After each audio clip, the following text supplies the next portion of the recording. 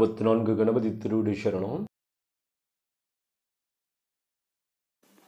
வணக்கம், நான் உங்கள் லோகநாதன். இப்போ நம்ம பார்க்க போகிற பதிவு மிக அற்புதமான பதிவு. என்னன்னா, நம்ம புற்றுக்கண்ணோட பரிகாரங்களை பார்க்க போகிறோம். புற்றுக்கண் வழிபாடு செய்யறதுனால நம்மளுக்கு அற்புத பலன்கள் கிடைக்கும்.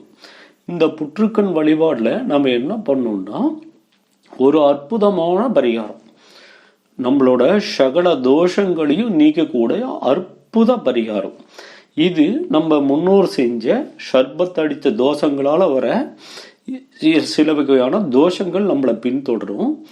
அந்த தோஷங்களில் நாகதோஷம், இந்த மாதிரி புத்திர தோஷம், புத்திர பாகிய தடை, இந்த மாதிரி செல்வ தடை, நிறைய பிரச்சனைகளை தீர்க்கும். நம்மளோட வாழ்க்கைக்கு நம்மளுக்கு தேவையான அற்புதமான பரிகாரம். இந்த பரிகாரத்துக்கு இது போன்ற புற்று அமைப்புள்ள இடங்களை நம்ம செலக்ட் பண்ணிக்கணும். இந்த இடத்த நம்ம நல்லா சுற்றியும் தூய்மைப்படுத்திக்கணும். இந்த இடத்துல போய் புற்றுக்கண் வழிபாடு நம்ம ஸ்டார்ட் பண்ணணும். நம்ம புற்றுக்கண் இது போன்ற அமைப்புகளில் சிறப்பான இடங்கள் இருக்கும். அது எங்கே இருந்தாலும் சரி, இந்த புற்றுக்கண் வழிபாடை இது போன்ற புற்று அமைப்புகள் உள்ள இடங்களை செலக்ட் பண்ணி நாம் அந்த இடத்துக்கு போயிடணும். போயிட்டு இதே நாம் இந்த பூஜையை ஸ்டார்ட் பண்ணோம். இல்லை உங்களுக்கு ஏற்கனவே உங்கள் ஊர்கள்லேயே இந்த புற்றுக்கண் பக்கத்துலேயே இருக்குது, நாம் போய் செஞ்சுக்கலாம்னா அதையும் செஞ்சுக்கலாம். அதுவும் சிறந்த முறை. நாம் அந்த புற்றுக்கண் இருக்கிற இடத்துல போய் வழிபாடு செய்யக்குள்ள நம்மளோட சகல விதமான தோஷங்களையும் நீக்கக்கூடிய ஆற்றல் நம்மளுக்கு கிடைக்கும். இதில் சூட்சமமான வழிபாடு, இது வழிபாட்டிலேயே மிக சூட்சமமான வழிபாடு. இந்த வழிபாட்டுக்கு இது போன்ற அமைப்புகளுள்ள சிறந்த புற்றுக்கண்ணை நம்ம தேர்ந்தெடுத்துட்டு அந்த இடத்துல போய் அந்த புற்றுக்கண்ணுகளுக்கு மஞ்சள் மேலே அப்படியே போட்டு விடணும். இதுக்கு நம்மளுக்கு என்னென்ன பொருள் தேவைன்னு அப்படியே முன்னாடியே நோட் பண்ணிக்கோங்க. இதுக்கு மஞ்சத்தூள் தேவை, தேங்காய் தேவை, வாழைப்பழம் தேவை, எலுமிச்சம்பழம் தேவை, வெத்தலைப்பாக்கு தேவை, விபூதி தேவை, சந்தனம் தேவை, குங்குமம், ஊதுபத்தி, கற்பூரம், சாம்பிராணி, கற்கண்டு, பசும்பால் 1 லிட்டர் தேவை. பிறகு பச்சரிசி மாவு 3/4 கிலோ தேவை. அந்த பச்சரிசி மாவில் என்ன பண்ணணும்னா, இது எல்லாத்தையும் சேகரிச்சுக்கோங்க. இந்த பச்சரிசி மாவில் நம்ம ஒரு தீபம் போடுறோம், அதுதான் சூட்சமம். இதுக்கு நம்ம பச்சரிசி மாவால் ஒரு 3/4 கிலோ வாங்கி அதில் 7 வாழைப்பழங்களை போட்டு பூஜையை நம்ம செய்யணும். 7 வாழைப்பழங்கள் வச்சுக்கோங்க. மல்லிகை பூக்கள் வாங்கிக்கோங்க. இது போன்ற கொஞ்சம் உதிரி பூவும் வாங்கிக்கோங்க. இது போன்ற பூக்கள் எல்லாத்தையும் வாங்கி வச்சுக்கோங்க. இது ஒரு நாகர் சிலையும் வாங்கிக்கோங்க. அது செம்பிளால் ஆனது இருந்தாலும் சிறப்பாக வேலை செய்யும். சிறுசாக வாங்கிக்கோங்க, ரொம்ப செலவு பண்ணி வாங்க வேண்டியதில்லை. சிறிய நாகர் சிலை, அது செப்புனால இருந்தாலும் பரவாயில்ல, பஞ்சலோகத்தில் இருந்தாலும் பரவாயில்ல, இல்லை எங்கள் சக்தி நிலை வெள்ளியில் வாங்கலாலும் பரவாயில்ல. அது உங்களோட சக்தி நிலை பொறுத்து எந்த ரூபத்திலேயே ஒன்று அந்த உருவத்தோட போட்டோஸ் வாங்கிக்கோங்க. போட்டோஸ் விட நீங்கள் அந்த சர்ப்பங்களையே சிலையாக இருக்கு, அதை வாங்குங்க. அதுதான் சிறந்த முறை. நம்மளுக்கு ஒரு சர்ப்பங்கள் உருவங்கள் பறிக்கப்பட்ட செப்பு தகுடு மாதிரியே இருக்கும். அந்த தகுடாக இருந்தாலும் சரி, அது போன்ற அந்த நாகர் உருவங்களை வாங்கிக்கோங்க. இதுக்கெல்லாம் தேவையானது. இந்த பரிகாரம் செய்வதற்கு தகுதியான ஒரு புற்றுக்கண்ணை நம்ம தேர்ந்தெடுத்துக்கணும். அந்த இடத்துல போய் நம்ம சுத்தியும் சுத்தப்படுத்திடணும். அந்த புற்றுகள் மேலே மஞ்சள் நல்லா தூவி மேலே அப்படியே புத்துக்கண்ணுகள் மேலே அப்படியே போட்டு தூவி விடுங்க. குங்குமத்தையும் அப்படியே கொஞ்சம் கொஞ்சம் போட்டு விட்டுருங்க. இது போல மங்களகரமாக அந்த இடத்துல போட்டு விட்டுருங்க. நீங்கள் இதுக்கு மல்லிகைப்பூ 7 முழம் தேவைப்படும்.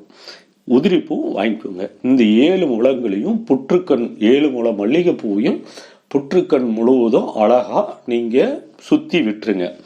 விட்ட பிறகு இந்த புற்றுக்கண்ணுக்கு நாம் எல்லா வகையான சில சூட்சமங்களை செய்ய போகிறோம், ஆரம்பிக்க போகிறோம்.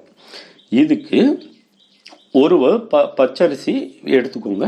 அந்த பச்சரிசி மாவு வாங்கினதில் அதில் ஒரு வாழை இலையில் போட்டு இந்த பச்சரிசி மாவுனால் இந்த மாவை கொட்டி வாழைப்பழத்தை போட்டு பிசைஞ்சுக்கோங்க.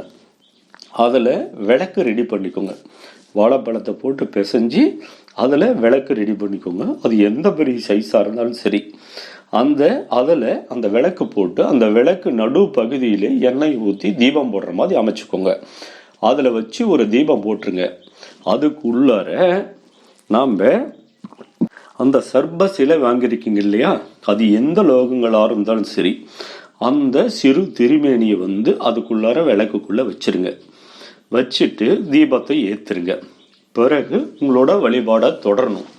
அப்போ என்ன பண்ணுறீங்கன்னா, நம்ம அந்த செப்பிலானையோ இது எல்லாத்தையும் வாங்கின அந்த நீங்கள் எந்த திருவுருவங்களை வாங்கியிருக்கீங்களோ அதை விளக்குக்குள்ளே வச்சு விளக்கு ஏற்றிருங்க. கண்டிப்பாக அந்த திருவுருவத்துக்கு நீங்கள் குங்குமம், சிவப்பு இது எல்லாத்தையும் அலங்கரித்து அதுக்குள்ளார வச்சுருங்க. வச்சுட்டு குங்குமம் போட்டும் அதுக்கு வச்சு நல்லா மங்களகரமாக அலங்காரம் பண்ணி வச்சுருங்க. வச்சு ரெடி பண்ணி வச்சு விளக்க பொறுத்திருங்க. ஒரு கணபதியை மஞ்சள் பிள்ளையார் பிடிச்சி அதே வாழை இலையில் வச்சுக்கோங்க. பிறகு பழந்தேங்காய், உதிரி பூக்கள் எல்லாத்தையும் தூவி விட்டு பழந்தேங்காயெல்லாம் ஒடிச்சு வச்சு நாம் அந்த புற்றுக்கண் முழுவதும் மஞ்சள் நீர்னால் தெளித்து சுத்தப்படுத்தியிருக்கணும்.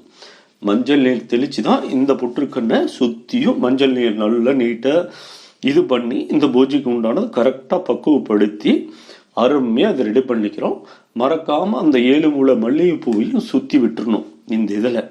அப்போ இப்படி நம்ம சுற்றி பிறகு இந்த புற்றுக்கண்ணிட்ட பழம், தேங்காய், ஊதுபத்தி எல்லாம் கொளுத்தி நம்ம வழிபாடை ஸ்டார்ட் பண்ணி அப்போ ஆத்மார்த்தமாக இந்த புற்றுக்கண்ணை நம்ம 11 முறை வரணும். நம்மளோட ஆத்மார்த்தமாக என்ன வேண்டிக்கணும்னா, உங்களுக்கு சகலவிதமான தோஷங்கள், எந்த துன்ப துயரங்கள் உங்களை பின்பற்றக்கூடிய சகலவிதமான தோஷங்களும் இந்த பரிகாரத்தின் மூலியமா எனக்கு இது நீக்கி இந்த புற்றுக்கண் தேவதைகள் எனக்கு அருளாசி புரிந்து என்னோட வாழ்க்கைக்கு தேவையான நற்காரியங்களை இனி வருங்காலங்களை நடத்தி கொடுக்கணும்னு ஆத்மார்த்தமாக நீங்கள் பிரார்த்தனை பண்ணிக்கணும். எந்த தோஷங்களாக இருந்தாலும் சரி, நிச்சயமாக புத்திரபாகமாக இருந்தாலும் சரி, திருமண தடையாக இருந்தாலும் சரி, நாகதோஷமாக இருந்தாலும் சரி, செவ்வாய் தோஷமாக இருந்தாலும் சரி, இது போன்ற எந்த விதமான தோஷங்கள் இருந்தாலும் நிச்சயமாக இந்த வழிபாடு நீங்கள் சுத்தக்கொள்ள வேண்டிக்கிட்டீங்களா உங்களுக்கு அற்புதமான பலன் தரும், உறுதியாக பலன் தரும். 11 முறை தான் இந்த புற்றுக்கண்களை சுற்றணும். பிறகு சுற்றிய பிறகு நீங்கள் அங்கே வழிபாடு முடித்து வீட்டுக்கு வந்த உடனே வீட்டுக்குள்ளர போகக்கூடாது. வீட்டிலிருந்து அங்கே பரிகாரத்தை முடிச்சுட்டு வீட்டுக்கு வந்த உடனே தலையோட குளிச்சுக்கிட்டு ட்ரெஸ்ஸையே அவங்க போட்டுட்டு இருந்த ட்ரெஸ்ஸு எல்லாத்தையுமே வேறு ட்ரெஸ், புது ட்ரெஸ்ஸோ இல்லை உங்களால் இயன்றதோ அந்த ட்ரெஸ்ஸுகள் மாற்றிட்டு தான் போகணும். உங்களோட தோஷங்கள் இந்த வழிபாடு மூலியமா இந்த இடத்துல நீங்கிருச்சு, என்னோட வாழ்க்கையில் சகல துன்பங்கள், துயரங்கள் எல்லாமே அந்த புற்றுக்கண் வழிபாடில் தீர்த்துட்டு வந்துட்டேன் அப்படின்னு சொல்லிட்டு உங்களோட மனம் ஆத்மார்த்தமாக அது வேண்டி இந்த புற்றுக்கண் வழிபாடு செஞ்சால் நிச்சயமாக உறுதியாக உங்களுக்கு இருக்கிற எந்த ஜென்மத்தில் இருந்தாலும் சரி அனைத்து விதமான தோஷங்களையும் உறுதியாக இது நீக்கி தரும். இது முன்னோருடைய அற்புதமான வழிகாடுதல் பரிகாரம்.